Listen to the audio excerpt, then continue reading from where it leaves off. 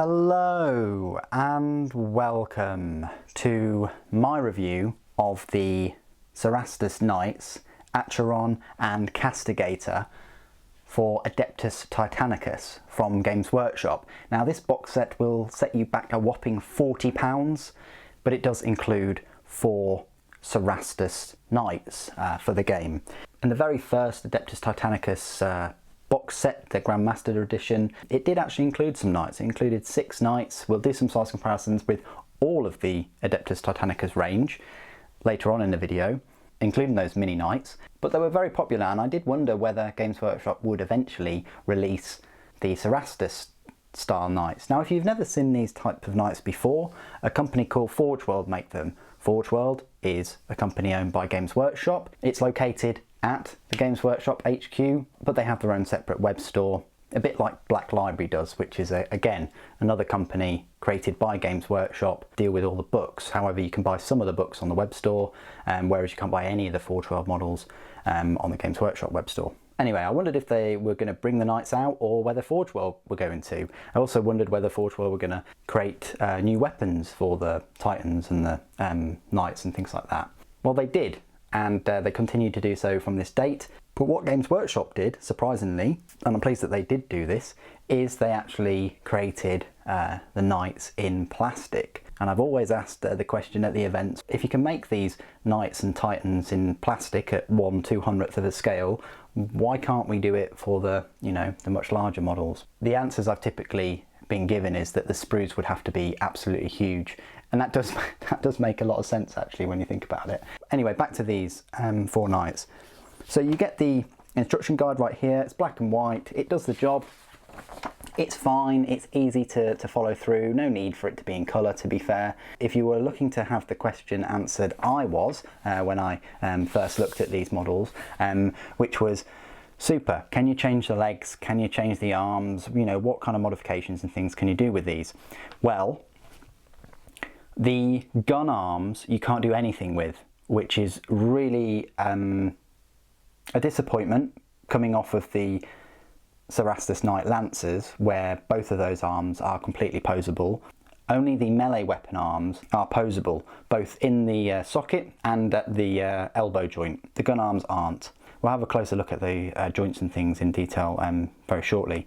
In terms of the legs, again, they're a one pose wonder, exactly the same as the Knight Lancers. You can't move those legs either.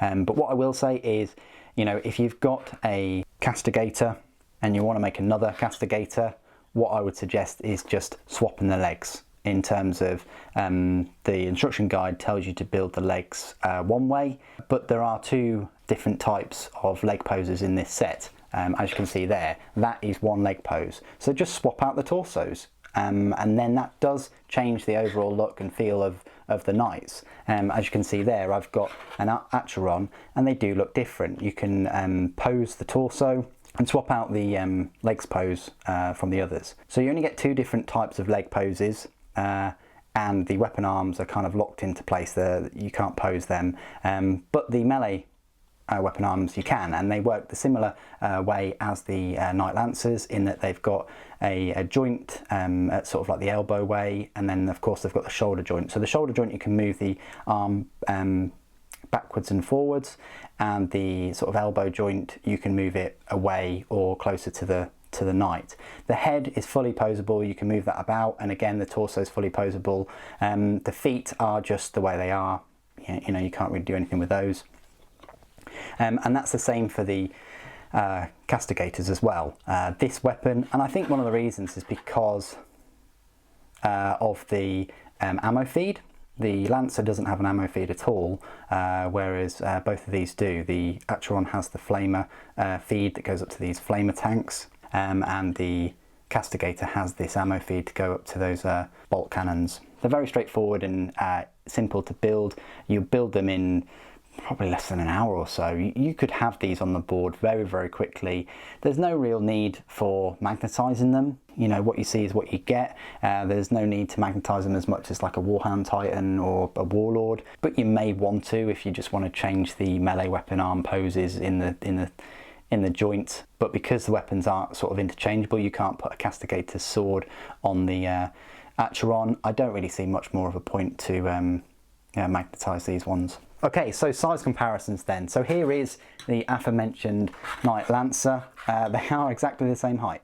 Nothing new. I do think that I put my Lancers in a better poses, I guess. Maybe because that's of the added articulation of both of the arm weapons, whereas the Acheron and Castigators, you forced to have the range weapons in a particular pose. You can't have them sort of flung back or aiming upwards or anything like that. It'd be cool to have them aiming upwards at like a chin of a Titan, but oh well, they didn't do that. They didn't add that sort of posability in there. And like the fact that the Lancer's got this little shield thing as well, which these don't have. So that's where they stand. They're exactly the same height as a Lancer. So if you've got a Lancer, this is where they're going to size up to.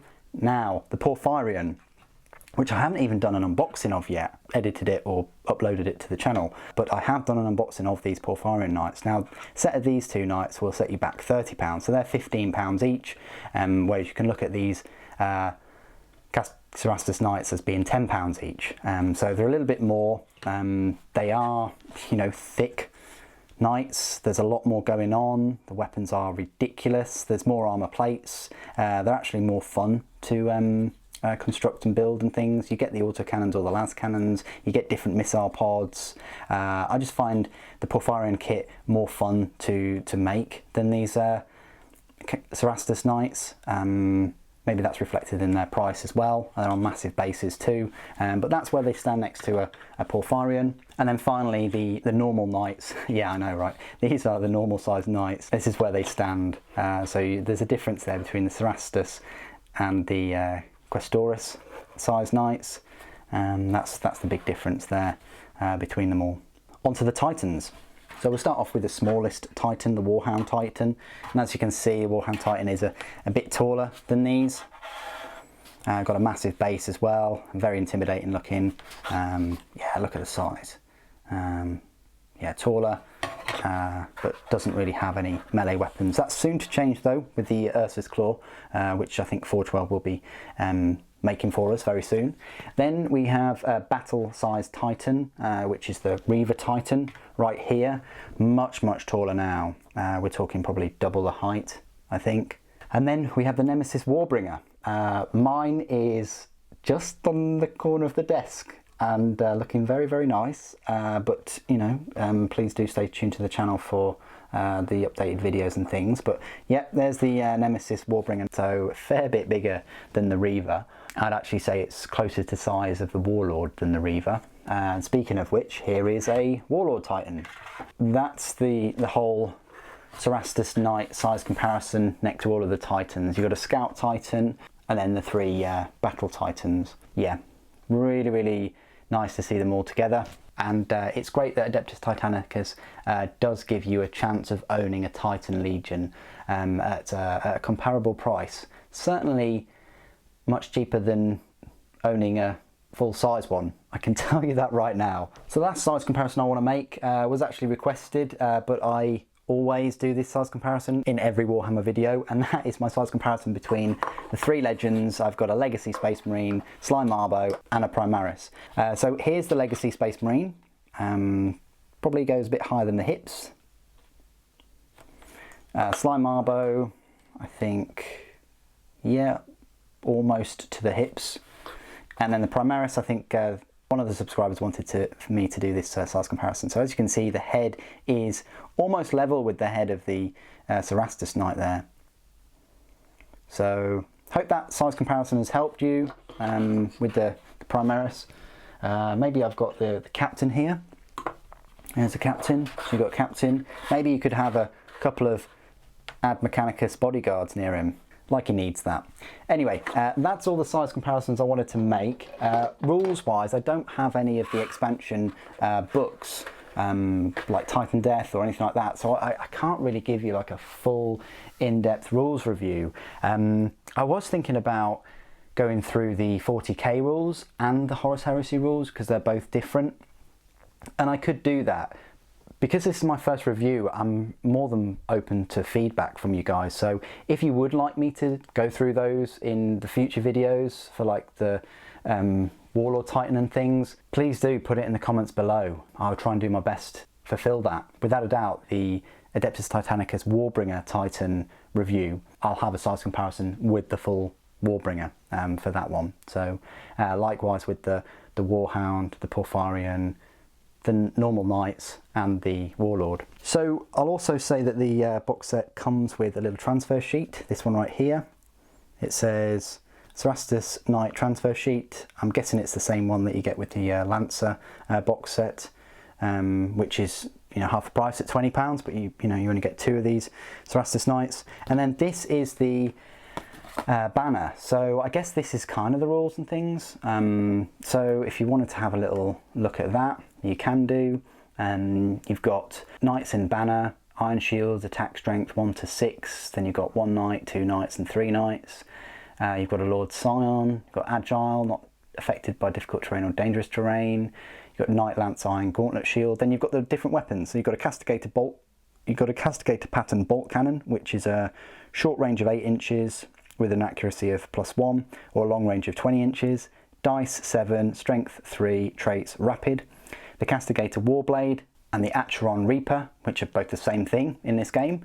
It's a range short 2 inches, accuracy +1, dice 2, strength 7, and the traits are rending and melee. And the Acheron Pattern Flame Cannon is a range T, dice 2, strength 7, traits Firestorm. And then you've got the 2 weapons for the Knight Lancers, which is the Iron Gauntlet Shield Shock Blast, which is a range short 4 inches or long 12 inch, dice 2, strength 6, traits rapid. And then the Cerastus Shock Lance is a short 2 inch, accuracy +2, dice 2, strength 8 and traits melee. And then on the back here you've got points. So a Cerastus Knight banner consists of 2 Cerastus Knights, 1 Lord Scion and 1 Scion Marshal. If you wish, you can add up to 2 more Scions Marshal at 60 points each.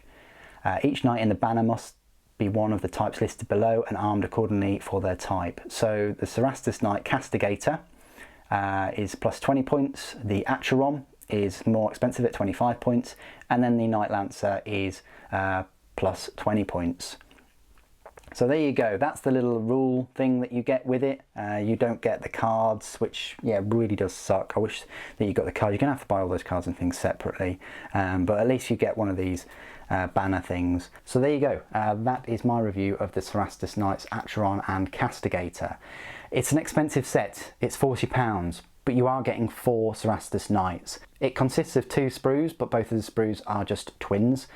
And I said it in my unboxing, I would have much preferred Games Workshop just to have 1 box of the Acherons and 1 box of the Castigators.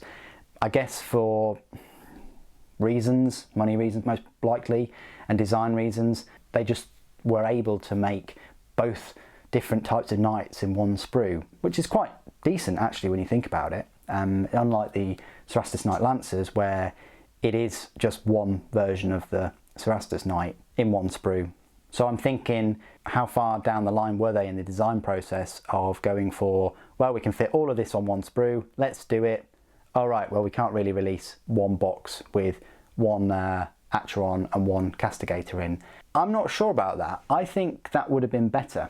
I think if you had an Acheron and a Castigator box with just the 1 sprue for £20, I think that would have been fine. I'm not sure you really need 4 of them. I'm not sure you really need 2 of the same. I was quite happy with the 2 Lancers. I would have been happy with just a Castigator and an Acheron. What do you guys think though? Do you agree with that view? Please do put it in the comments below. It'd be great to hear from you. Thank you ever so much for joining me today. Thank you for watching. The Emperor Protects.